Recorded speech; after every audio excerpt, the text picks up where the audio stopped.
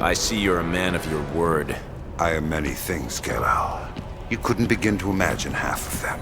But for now, I shall take the role of executioner.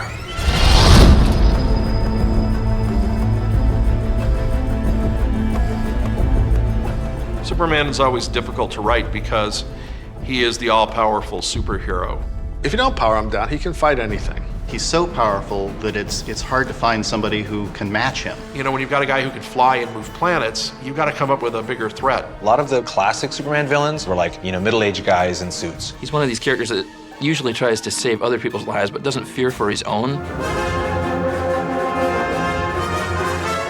So you don't often get the sense that Superman is fighting for his life. He's super strong, he's super fast. It's impossible to really come up with a credible threat for him. So you really have to ratchet up the threat level. You've got to do something cosmic.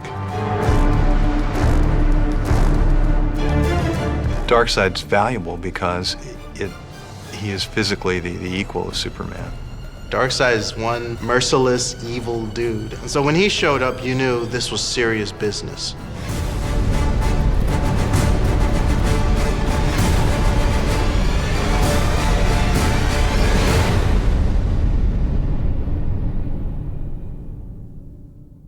When I was a kid, I was kind of ignorant of, comic book history, and Jack Kirby, to me, represented, he's the Marvel guy. He draws all those kind of blocky characters. Every time I'd get a Jack Kirby comic, I'd go, it's kind of cool, but it's really weird. It's like the drawing is really weird. I know anatomy doesn't look like that. I know people don't have square jaws and, weird mouths and big spacey eyes. With Kirby, it was all about trying to capture in a static medium the sense that things were moving and colliding and crashing into each other. There's a lot of violence and tension and crackle in the way that he would handle things.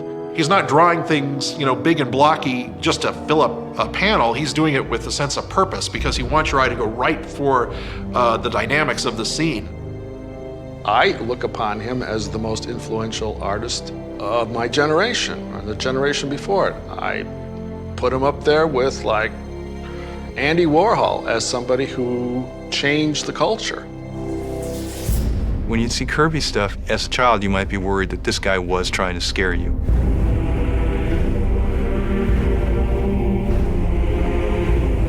They had more personality. There was more of a soap opera going on, more of character going on. They had great origins. He was really great with huge, expansive ideas. The whole idea of sort of the cosmic story is Kirby's strong point. He created this tremendous mythology, which had to do with two planets. One was good, one was evil. And in order to stop wars from happening between them, they exchanged sons. It was just a tremendous start for a whole host of comic book characters. And he saw firsthand when he was growing up what sort of unbridled capitalism could do to ordinary people and how hard it made their lives. And then he went off to war and he fought in Europe, and he saw what the Nazis and what fascism did to people's ordinary lives. And so he had a very sort of gut feeling of what this kind of evil was. And he was able to embody this and coalesce it into a character like Darkseid. Using the idea of Darkseid as a dictator is a really good idea because he represents fascism, whereas Superman represents the will of the individual. So he's a great character, and he's a great match for somebody like Superman, because in Darkseid you can see sort of what Superman might become if he did not have the restraints and did not have the morality. Kirby's creation of the Fourth World really changed the dynamic at the DC universe. It has parallels to heaven and hell. You've got Apocalypse, which is clearly hell, and then you've got New Genesis, which is clearly heaven. So it has almost like a biblical slant to it. And Darkseid is the ultimate evil. He's the ultimate tempter, the ultimate devil, if you will.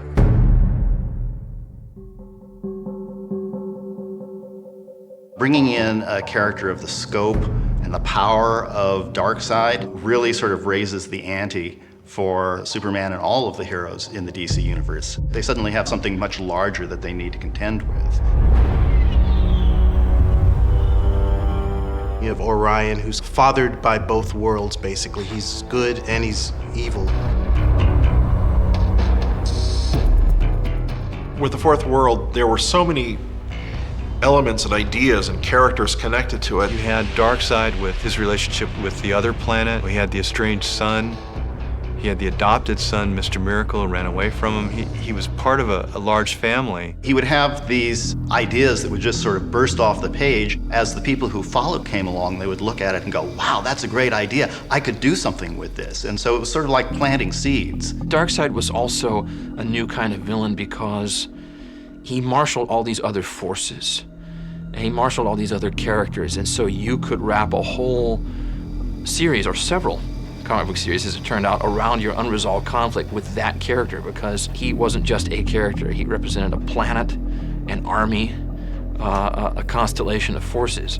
With the Fourth World, it started to turn into something, and he just never got to finish it. And I think that's sort of disappointing. The first big major Darkseid show that we did, Apocalypse Now Parts 1 and 2, it wasn't until we started making that show that we realized, wow, this is the first time we'd ever had the entire world in peril in our series.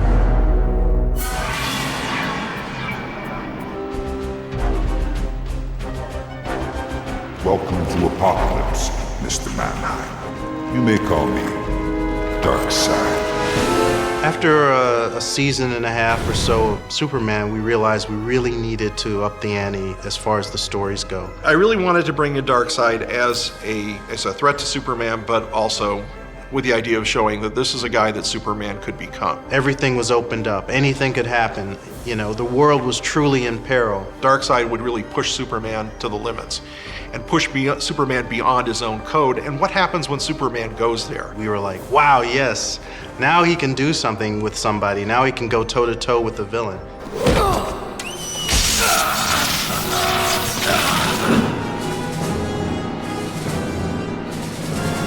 Welcome, Kal-El, my son. By bringing Darkseid in, we were able to tell more cosmic stories, something that would affect the entire world. The idea that Superman, a character with science fiction roots, created by avid science fiction fans in the 30s and a character from another world, that he should ultimately face off against a cast of villains who hailed from another world, who represented some kind of outside threat.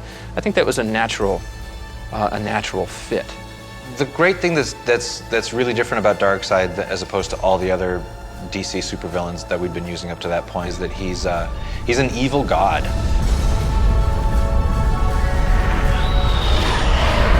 The challenge for adapting the Fourth World characters for animation was what to leave in and what to leave out.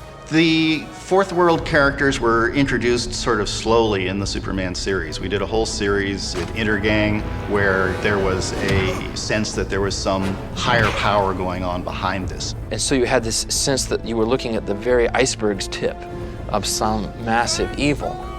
To introduce that world, I mean, it's such a big, heavy world that you sort of take steps getting into it before you finally pull the curtain and say, this is it. Initially going into Apocalypse, that was the biggest story we had ever done at that point. And in fact, I remember us not being sure if we could pull it off, that this has got too much scale. It's impossible to do all the models we had to do for the animation, the backgrounds, the color. It was just a huge endeavor at that time. We basically just gave it to the audiences in a big block of exposition, you know. I mean, it was literally, you know, it's like, okay, stop. Here's a movie that tells you everything you need to know about the Fourth World backstory. But I think we at least did it in a visually kind of interesting way, and it does have this kind of weird biblical epic feel to it, and the music's gorgeous, and we got Barbara Parkins to narrate it as the Mother Box. One is called New Genesis, unparalleled in its beauty.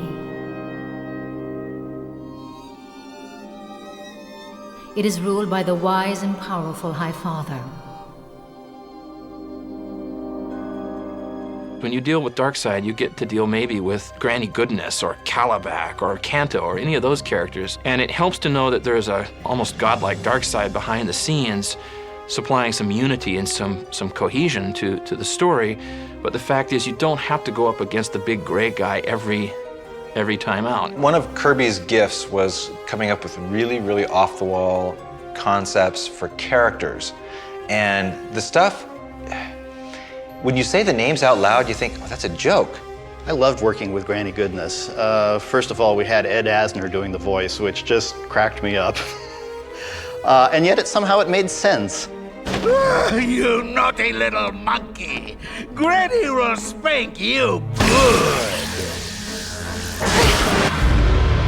Bruce Timm is a great fan of Jack Kirby, and I think wanted to do Turpin of Kirby.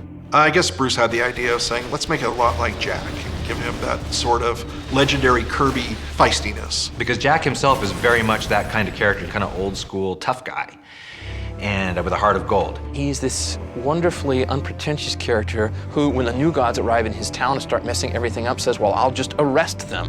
Won't those inner gang bums ever learn Turpin's first law? You play in my backyard, you play by my rules. Unlike the other villains in the Superman series who, wanted to defeat Superman, they wanted to, kill him or drag him down or whatever it was, Darkseid wanted to destroy his soul. How do you show the audience that a character is really, really bad? I mean, you have to see him do something pretty terrible. At the end of Apocalypse Now, Superman has routed him, and the new gods come as the cavalry to, banish Darkseid, back to his home planet and leave Earth alone. And, as he's leaving, he turns around and just out of spite, just out of pure spite, he kills Turpin in front of Superman. Savor your moment of triumph, Superman. But remember, victory has its price.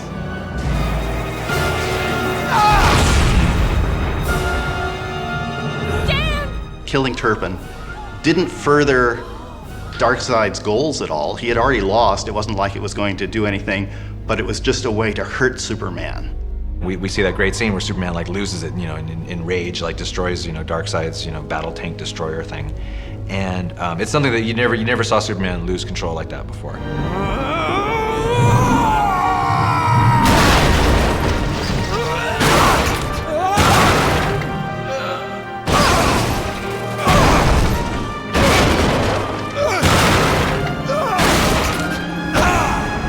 The funeral scene afterwards was really interesting because it allowed us to sort of pay tribute to Kirby and all of his creations. By having a lot of those creations actually there at the funeral, paying tribute to him. And so it was very, very moving for us, who Kirby meant so much to us, to be able to sort of pay him back in this way. The idea of killing someone suddenly raises the stakes for the entire series because it says, look, this can happen. If it can happen to a regular, it can happen to anyone. And suddenly the kids, or your audience, gets a little bit more nervous. They take the jeopardy more seriously. Goodbye, old friend. I would not go as far to say that the funeral for Turpin represented symbolically our memorial for Kirby. I don't think that entered the picture. It really was just to play out the emotional moment. Every time Superman wins a battle with Darkseid, he always somehow loses as well. Onward! He's the one villain who somehow manages to push Superman's buttons more than anybody else, even more so than his own arch nemesis Lex Luthor. Darkseid leads the fighting to his underlings. He's incredibly powerful, incredibly strong, but he does not want to do it himself. The real power comes in making people sacrifice their lives for him. Darkseid was such an absolute villain that he needed to be behind the scenes as often as he was out there in front of the cameras. I wanted to put him in the position where he and Superman had to fight, where it was just a battle to the end.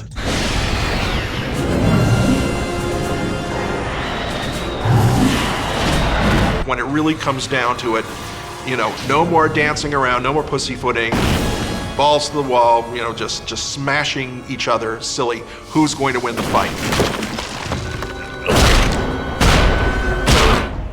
That's for Dan Turpin. Who? Superman wins the fight, physically. Takes Darkseid, takes his ruined body, throws it into the street, frees the people of Apocalypse, and they don't go. Because at that point, Superman realizes he's lost. He's fought on Darkseid's terms. He's become a brawler. He's mixed it up one-on-one with him.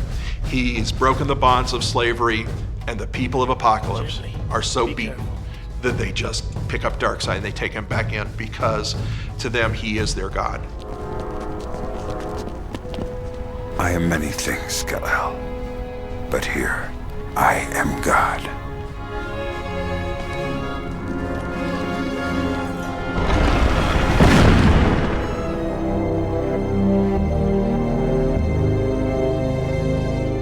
I think the Fourth World raised the stakes a lot. I think that it deepened the stories because it brought in those familial relationships that really weren't there before. There'd been a bunch of two-bit crooks and sort of tin aliens from the 50s and things like that. And suddenly it became part of this large tapestry, this epic story that could be spun out in all sorts of different directions. He wasn't just trying to tell kid stories. I mean, he was trying to play off of much bigger themes and talk about much bigger ideas. Mass media as we know it today would be a completely different landscape if there had never been a Jack Kirby. When I look at Darkseid and what that character did for Kirby and what that character brought to comic books, the first thing I notice is that cosmic evil. Darkseid is a world beater. He is somebody who deals at a cosmic scale. Anytime Darkseid came up or was introduced into a comic book, it instantly upped the ante for everything that was happening, and nothing was ever going to be the same.